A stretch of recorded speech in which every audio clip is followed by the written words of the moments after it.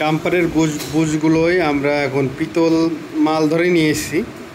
এটা এখন কিন্তু মাল বাড়তি আছে, এটা ঢুকছে না। এখন আমরা এইটাকে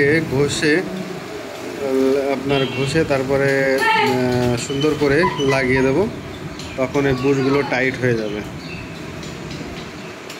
দেখতে থাকুন আমাদের ভিডিও।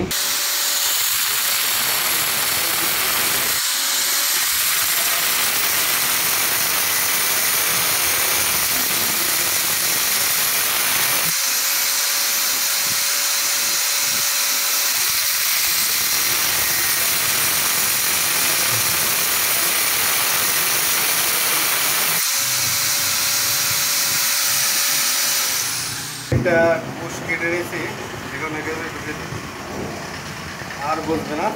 এখানে লাগিয়ে দিলে আর বসবে না। বাকি দুটো মাল ধরে নিয়ে এসছে, দুটো বসতে হবে। ঠিক আছে, বুশগুলো আমাদের কাটিং করা হয়ে গেছে। এখন বুশগুলো লাগিয়ে দেবো।